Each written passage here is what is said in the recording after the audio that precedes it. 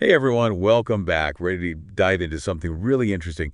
We're tackling youth football today. Well, not just the game on the field, but like the whole massive world brewing around it. We've got market analysis, AI coaching plans, even some historical stuff about how football became what it is now. Yeah, it's wild when you really look at it, the business of football. I mean, we hear about the pro leagues, the big money, but the youth side, it's like a whole other game that nobody's really cracked open. Tell me about it. I was looking at this Deloitte report, and they're saying the European market alone, just in the EU, football is going to hit 40 billion by 2025.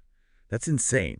It's massive, but here's the thing, that figure, it kind of obscures the youth segment. Like, we don't even have solid numbers on how big that part is globally. And that's where things get really interesting with these guys, Zai and Zporter.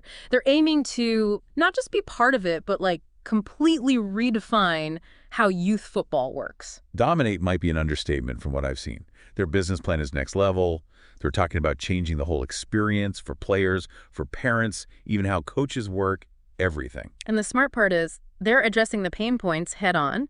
There's Border Brand Book. It lays it all out. Data ownership, AI-driven coaching, building a global community. They're hitting all the big ones. Okay, hold on. Those are some serious buzzwords. Break it down for us. How's this all supposed to work? All right, so data ownership. Think about it. Right now, these young players, they don't control their own data. It's all over the place with clubs, different coaches, and if they switch teams, gone. Zai and Zporter, they want to flip that, give ownership back to the players where it belongs. So it's like, imagine a digital football passport. Follows you your whole career, even if you never go pro. All your training, your stats, it's yours. Exactly. And that's huge, especially long term. Think about a kid who's not a superstar at 15, but then at 18, they blossom. With this system, they've got proof, they've got data backing them up. Okay, so that right there, that changes the scouting, recruitment, the whole deal. Yeah. Levels the playing field, gives players more control. I like it. And then there's Zai, their AI coach. Now, before you picture robots on the sidelines, it's not like that. Zai is meant to work with coaches, make them better, not replace them. It's all based on this VQHEG framework. VQHEG. All right, you're going to have to unpack that one for me. Sure, it stands for volume, quality, health, environment, genetics. It's looking at the whole player, not just what they do on the field for an hour, right? So volume, how much they're training, quality, are they doing the right drills? Then you've got their overall health, the environment they're in, like support system, facilities, all that. And yeah, even genetics plays a role. Genetics. Are we talking DNA tests now? Nah, not quite. It's more about recognizing that everyone's got a different starting point. You can't change your DNA, but knowing if you're predisposed to certain things, that helps tailor the training, you know? So it's like Zai creates a roadmap for each player. Based on all that, their training, their environment, everything that makes them unique. Exactly. And here's the kicker. It gamifies the whole thing. Progress bars, challenges, connecting with other players around the world who've got similar goals. They're tapping into how kids are wired, that drive to compete and connect. It's brilliant. And how they plan to make money is outlined in their Zporter and Zai business plan summary.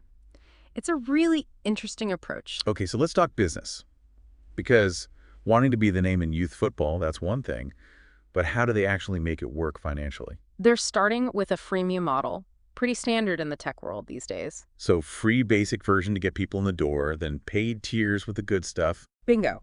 Their Zporter AI investment offering lays it all out. Different levels, free all the way up to premium, more access to Zai's insights, data analytics, even a marketplace for stuff like used gear smart, right? Super smart. Parents know how fast kids grow out of that stuff. But they're not stopping there, are they? Player sponsorships, that's a whole other revenue stream. Right, like we see in individual sports, but bringing it to the team setting, that's new. Investors must be loving this. They're building the LinkedIn for youth football, a whole ecosystem. But that brings up a biggie: competition. Who else is out there? And that's where the grand vision meets the reality of a crowded market. You've got Mingle, Hurdle, Teamworks, 360 Player. They're not playing around. So how does Zai and Zporter stand out? What's their edge? That's the million-dollar question, right? They address it head-on in their business plan.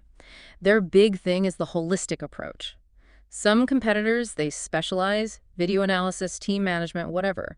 Zai and Zporter wants to be the one-stop shop, health data, performance data, social networking, even the financial side with sponsorships. It's all connected. More like a movement than just another app, huh? But let's be real. Their investor document, it doesn't shy away from the risks. They're a startup. And in tech, Nothing's guaranteed. Definitely not. User adoption, keeping people happy, and the big one, staying ahead of the curve. Tech changes fast. They got to keep up. So lots to be excited about, but no guarantees. It's going to be interesting to watch. But before we get too far ahead, We should probably bring it back to everyone listening. What does this all mean for them? right, this isn't just about some fancy new app. It's the future of youth sports, maybe all youth activities, who knows. So whether you're a parent, a coach, or just fascinated by this stuff like we are, stick with us.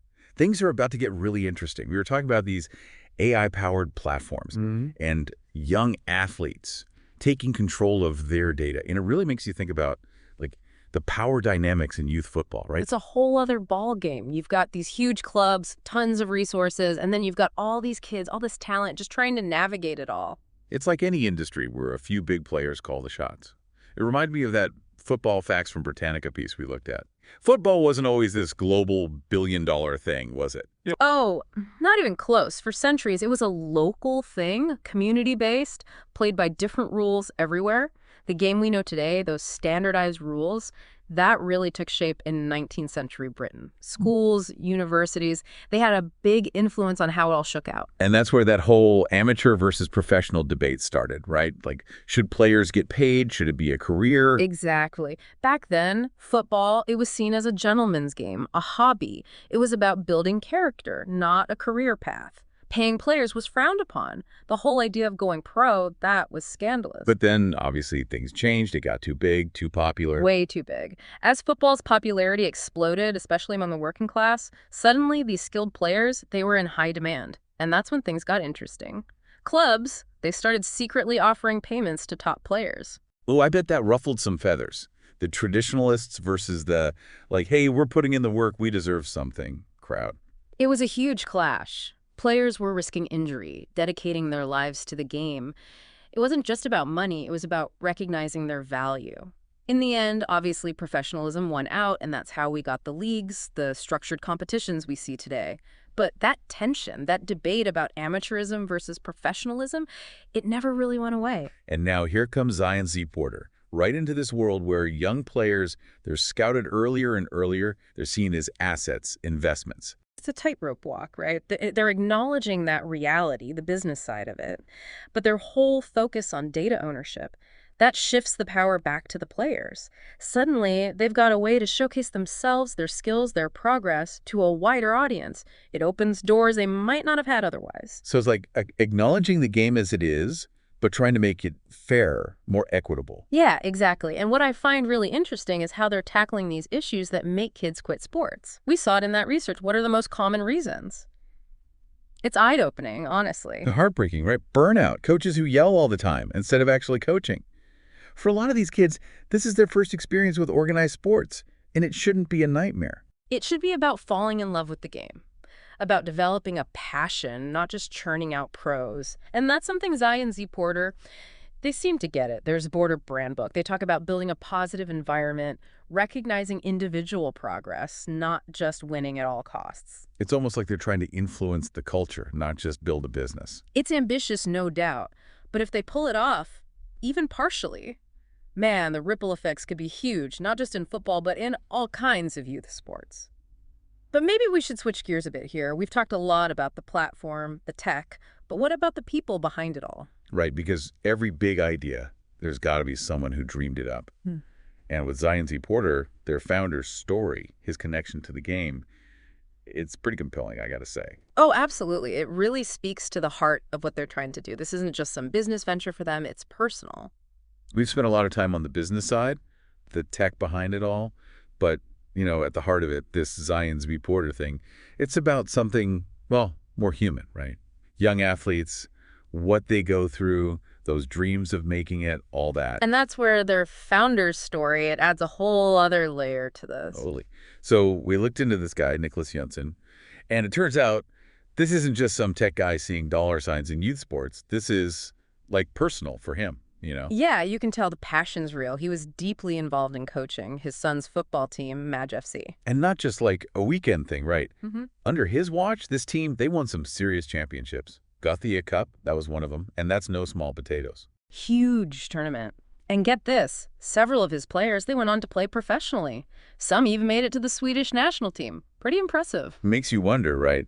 How much of Zai Zporter, the whole philosophy, is shaped by what he saw, what he learned, coaching, being a football dad, seeing it all firsthand. I'd say it's baked in. You look at their focus on individualized training. That's not just a buzzword. It's in all the coaching resources we dug into. How to best motivate, how to best practice, that one. How to best differentiate training for a group.